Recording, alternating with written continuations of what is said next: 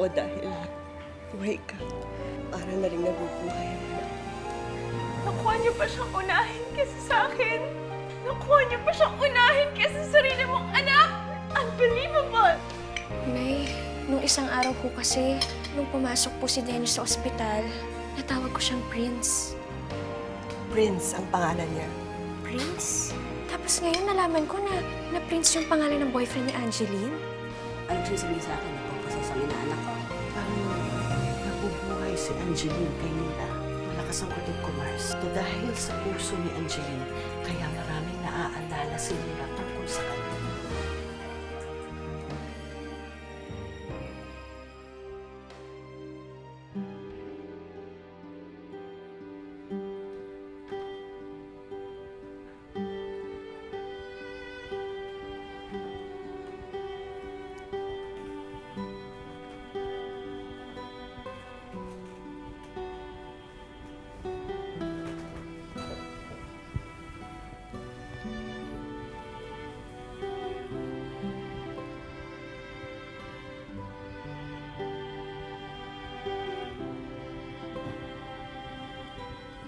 Anak,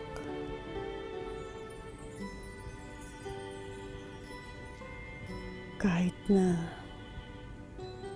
nasa iyo ang puso ng ibang tao, huwag kang magbabago.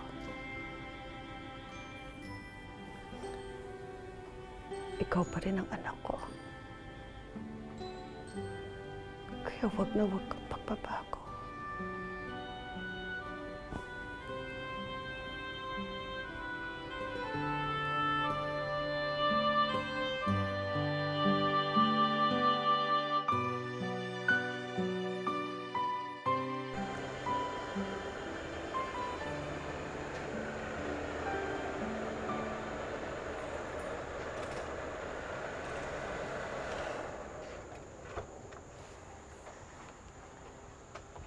Leo, nasaan si Vanessa? I lost her. Hindi ko na siya nasundan. Galing din ako sa bahay nila Jillian pero wala rin siya doon. Kasalanan mo lahat to, Roxanne. Sinubukan ko naman siyang kausapin, Leo. Sinubukan mo. Sana bago mo siya kinausap, sinubukan mo munang maging nanay para sa kanya. Yun lang naman ang hinihingi niya sa'yo, di ba? Hahanapin ko siya. Hindi ako titigil. Dapat lang. I already lost one daughter. Ayoko nang mawalan pa na isa.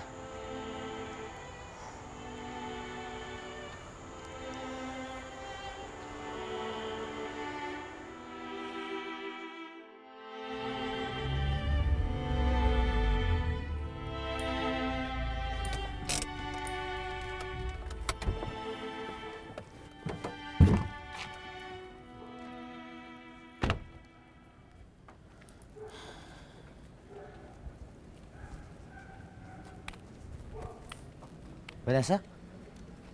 Ang ginagawa mo dito?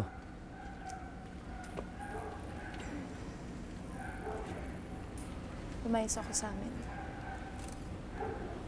Wala na kasi ako ibang pwedeng puntahan eh. Bakit dito ka nagpunta?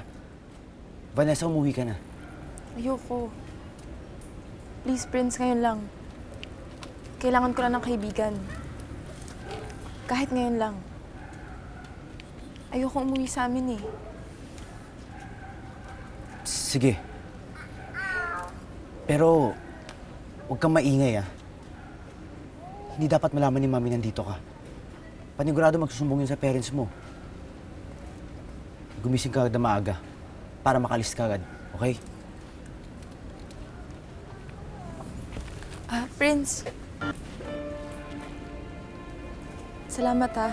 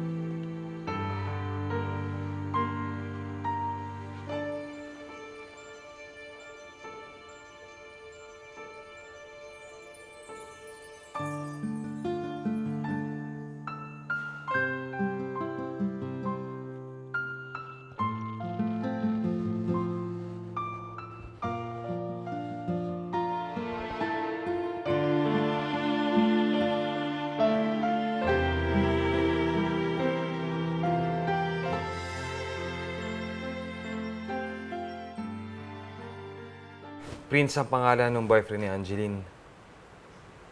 Ano naman ngayon? Eh, di nawalaan mo. Yun lang yun. Dennis, hindi ka ba nagtataka? Nabanggit ko yung pangalan niya nang hindi ko pa siya nakikita. Bago pa binabanggit sa akin ni Ma'am Roxanne. Di ba ang weird? Kaya nga, gusto ko makilala yung prince na yun eh. Gusto ko siya makita para malinawan ako. Baka kapag nakita ko siya, maintindihan ko kung ano yung nangyayari sa akin. Alam mo kung ano mang iniisip mo, no? Palibasa, wala kasing ginagawa dito eh, kaya nabobore ka eh. Gito na lang, sumama ka na lang sa akin, mamasyal tayo. Tara! Ayoko, baka mamaya hindi ko pa kaya. Kasama mo naman ako, alagaan kita. Tara na! Pero, Lira, sige na. Sumama ka na kay Dennis. Siguro tama siya. Makakabuti sa iyo ang lumabas para makasagap ka ng preskong hangin. Ito naman ay nursing student, kaya-kaya alagaan, di ba? Oo naman, tita. Tsaka akong bahala. Huwag ko kayo mag-alala. Hindi ko nahayaan na mapagod si Lira. Tingnan mo. Eh, sige na. Sige na, lumabas ka Ano, na tara lang. na. Hindi kung ano-ano yung pumapasok sa isip mo. Tara na, halika na. Nagpapakyut ka pa eh. Sige na. Sige po. Tara! sige na yan. Sige po, auntie. Huwag yung papagurin, ha? Sige po. Bye po. Bye. Mag-enjoy ka.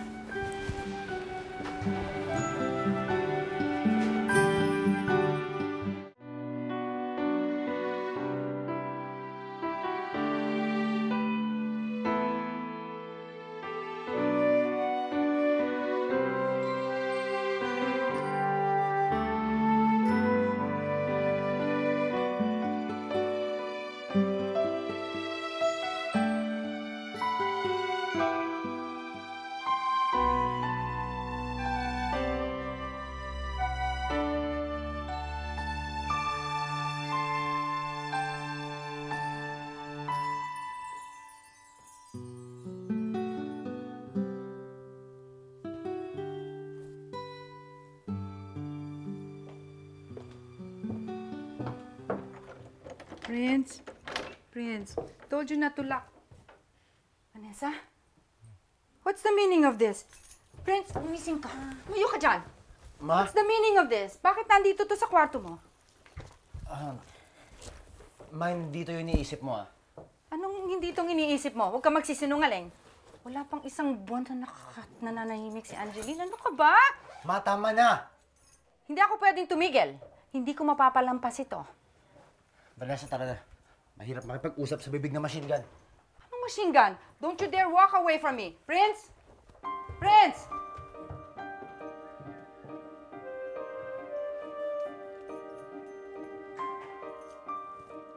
Roxanne? Video okay? Oo. Bakit? Ayaw mo ba? Okay lang. Pero bakit dito? Para maharalan kita.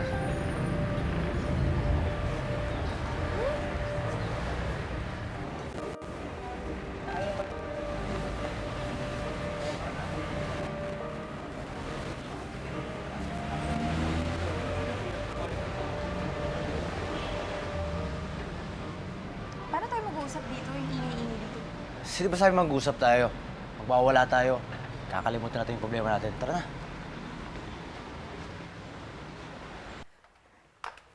Salamat sa pagtawag, Chona. Kagabi ko pa hinahanap si Vanessa. Ay, naku, sayang hindi mo sila inabot. Nakita mo sana kung anong nakita ko.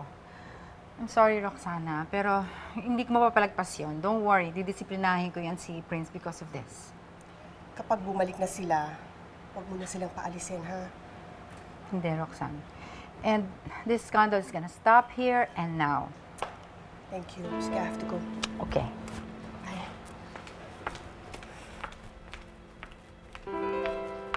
Ma'am, nagkita na pala kayo ni Ma'am Vanessa. Sana po tayo kay Sir Leo. Ay, hindi. Doon tayo sa bahay na pinuntahan natin kagabi. Kinarira. Yung bahay nila Zenny. Yes, ma'am. Oh, pinayagan mo si Lira. Baka mabinat yun. Okay lang yan. Si Dennis naman ang kasama niya. Aalagaan siya nun. At saka kailangan din naman lumabas ni Lira. Baka sakaling makakalimutan niya lahat ng gumugulo sa isip niya. Kaya ng ano? Yung mga alaalang hindi kanya. Yung mga alaala ni Angeline. Mars, parang hindi ka pa din paniwala yung mga sinasabi mo. Nurse ka pa naman.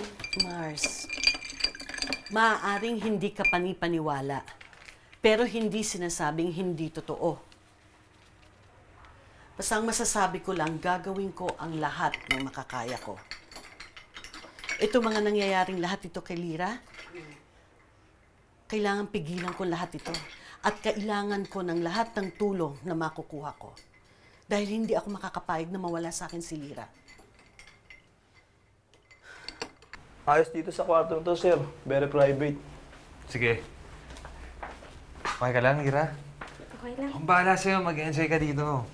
Hindi naman Promise. kasi ako kumakante.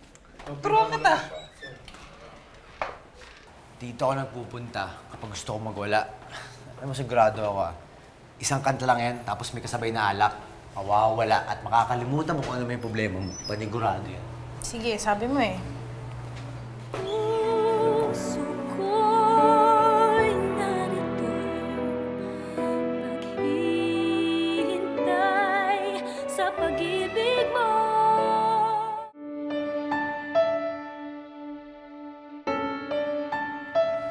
Tara na. Halika na.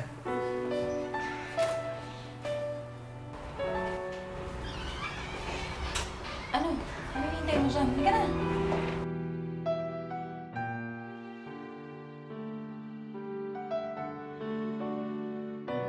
Bestyo, pili ka na ng kanta dito. Tapos, copy mo yung number. Type mo na lang dito. Ha? Lalabas na ako. Order ako ng pagkain. Anong gusto mo? Ano ba? Kahit ano na lang, bahala ka na. Sige. Ito ka lang. Antayin mo ako ha. Isang bote ng vodka. Sige po, sir.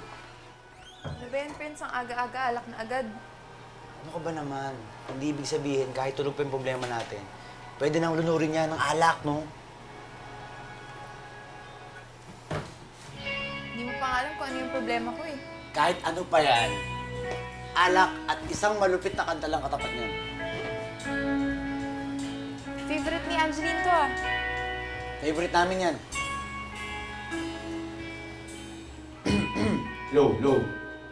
Check, check. Yo, yo.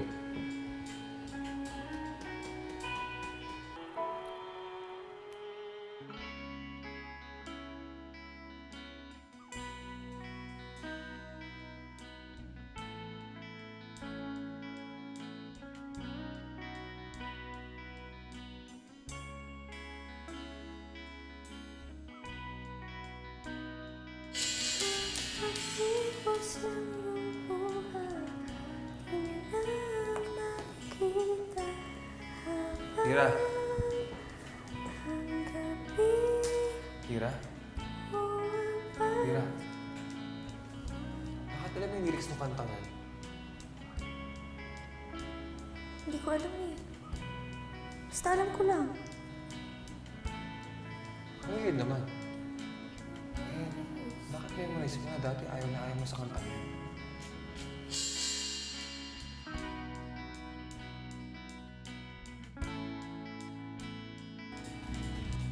Alam mo, magsi-CR na lang ako. Sa pagbuhos, sa pagbuhos. Yeah! Kasabay ang ulan, ang pagbuhos ng iyong luha. Habang ang gabi sa paligid.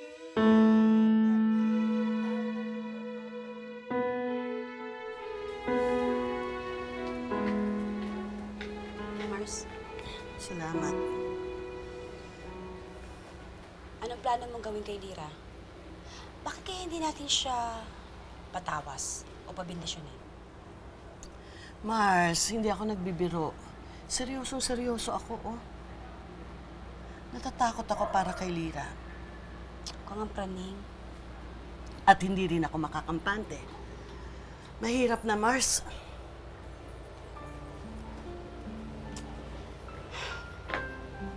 Kung ano man yan. Mars, tandaan mo, nandito lang ako, ha? Gagawin natin ang lahat ng pwede nating gawin para hindi mangyari yung kinakatakot mo kay Lira. Ha?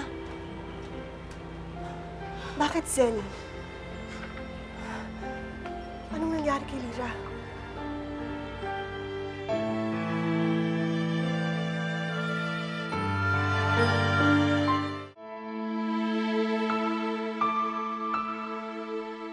Ano yung sinasabi mo ikinatatakot mo kay Lira? May masama bang nangyari sa kanya? Wala. Wala naman, Roxanne. Alam mo, nakakagulat ka. Dumadating-dating ka dito na wala ka man lang pasabi. Hindi ka man lang nag-doorbell. Bakit ka napadalaw? Gusto ko lang dalawin sana si Lira. Kanina pa nga sana ako darating, kaya lang may nangyari sa bahay, kaya ngayon lang ako nakarating. Pero wala si Lira dito kasi. Kasama ni Dennis, namasyal sila. Pero kakalabas lang niya sa ospital. Kaya na ba niya? Oo naman. Hindi ko naman papayagan ng anak ko kung may pag-aalinlangan ako. Roxanne, okay na okay si Lira. Kaya hindi ka dapat mag-alala at hindi ka na rin dapat mag-abala pa sa pagdalaw sa kanya. Okay na okay siya. Ayokong naiistorbo rin kayo. I assure you, hindi nakakaistorbo ang pagdalaw ko sa anak mo. Tatapatin kita, Zenny. Gustong-gusto kong dinadalaw at nakikita ang anak mo. Dahil kay Lira, naaalala ko ang anak ko. At dahil sa kanya, para pa rin siyang nabubuhay. Lira, anong ginagawa mo? Yung kanta kasi, narinig ko yung kanta. Tapos sinundan ko. Gusto ko kasi malaman kung saan nanggagaling. Bakit naman? Eh, hindi ko alam eh. Gusto ko lang sana makita kung sino yung kumakanta. Ako ba naman, para kanta lang yan. Hindi nga, doon tayo sa kwarto natin. Tara na. Hindi, tagal lang.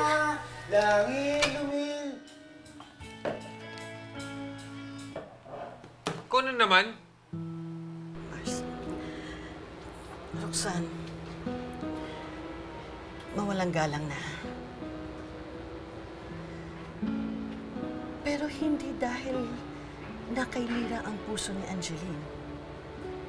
Ay, siya na si Angeline. Hindi ko naman sinasabi na si Lira si Angeline. Ang sinasabi ko lang ay naaalala ko ang anak ko. Dahil sa anak mo. Lalo na may mga pagkakapareha sila. Yung mga mata nila, yung ngiti. Lalo na yung binigay nilang pangalan doon sa stuffed toy na binigay ko. Si Fluffy? Si Fluffy. Pareha sila ng pangalan na binigay ni Angeline. Pero nagkataon lang yun. Nagkataon lang yun, Roxanne. Napaka-ordinaryong pangalan ng Fluffy.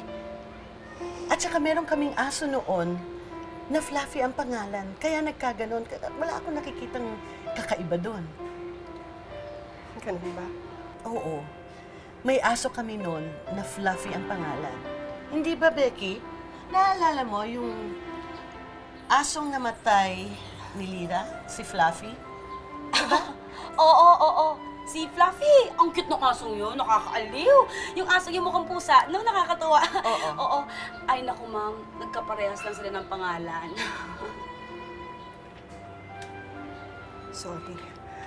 Sorry kung medyo... Papasok lang ako, ha? Gagawa kita ng iced tea. Nakakauhaw dito, no? Init. Roxanne, alam ko kung gaano kasakit ang mawala ng anak. Dahil muntik na rin mawala si Lira sa akin. Alam ko kung gaano kasakit. At naiintindihan ko kung gaano kahirap. At alam ko na naghahanap ka lamang ng makakapitan upang mapaniwala mo ang iyong sarili na buhay pa si Angeline.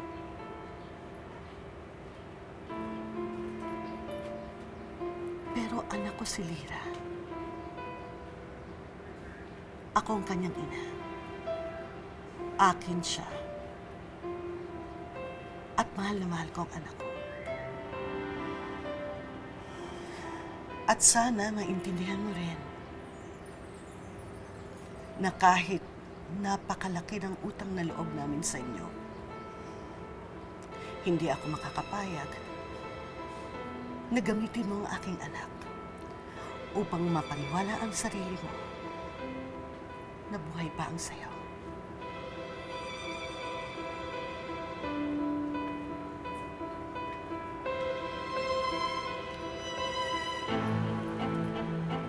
Ako na naman. Kayo pumasok dito, yung ginagawa niyo dito. Sinusundan niyo ba ako? Sinusundan? Kapal mo talaga eh, no? Dennis, Ha? wag! Bakit? Nananahimik ako dito, kumakanta lang ako mag-isa, tapos pumasok kayo bigla. Nananahimik? Ha? Sira ka ba? Ang ingay-ingay mo? Sinturado ka pa nga eh. Gago ka pala eh. Ano? Dennis, tama na! Pasensya ka na, ha? Halika na nga! Ba't mo ba ako kinaano?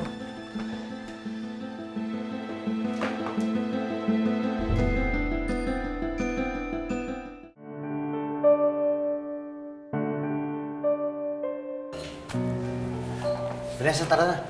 Bakit? Saan tayo pupunta? Bad trip dito eh.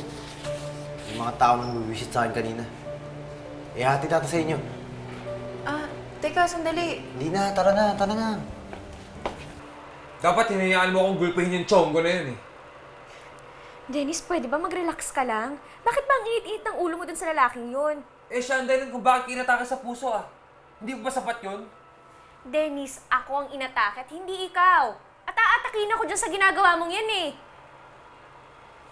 Sorry. Kung hindi dahil sa kanya, hindi ka naman magkakasakit eh. Dennis, okay na ako. May bago na akong puso. Kaya pwede sana ikaw din, magbago ka na din. Kalimutan mo na yung galit mo dun sa lalaking yun. Bakit parang kinakampihan mo siya? Kinakampihan ko lang naman kung sino yung tama eh. Kinakampihan mo siya eh. Ako kaibigan mo eh. Kahit kaibigan kita, kung mali ka, okay? Lyra. Lyra, okay ka lang? Okay lang ako. Uwi na tayo. Pagod na ako eh. Ano yung pagkain? I-take out na lang natin. Halika na.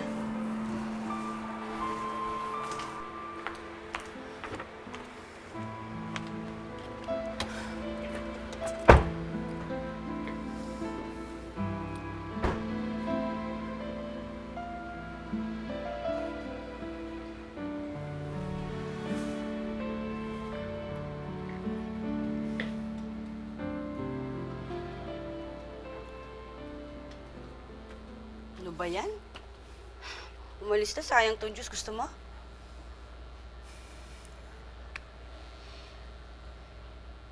Hindi lang pala ikaw nakakapansin na nagbabago si Lyra. Pati si Roxanne napapansinan niya. Dahil naaalala niya ang kanyang anak kay Lyra? O, di ba? Siya na mismo ang nagsabi. Pati pangalan ng staff toy parehas ang binigay ni Angeline at Lyra. Pati nga ikaw nagulat, di ba? O umaming ka, nagulat ka. Nagsinungaling ka pa nga na may aso kayong pangalan eh, Fluffy. Mars, ewan ko ha. Parang tama ka yata. Hindi kaya sa paglipat ng puso ng Angeline kay Lyra? Pati ang mga alaala ng Angeline na yun nalipat sa anak mo. Ang puso ko inaala Bakit kaya hindi siya mawala sa isip ko? Sino kaya siya? Tama naman ho kayo eh. Talaga namang gago ako. Tinatama ko lang ho yung sarili ko ngayon. O, aalis muna ako sandali, ha? Mamamalengke ako. Fluffy, wish me luck. Nandito na pala kayo. Anong kayo? Ako lang naman mag-isang pumunta sa palengke, ah. Eh, hindi ba kasama si Lira? Wala siya. Wala rin sa kwarto niya pagdating ko. Sumasaya, lungkot na papawi. Bakit umalis siya mag-isa? Bakit hindi siya nagpapaalam sa atin? Baka mamaya may mangyari sa kanya, eh. Sandaling pag-ibig. Hi.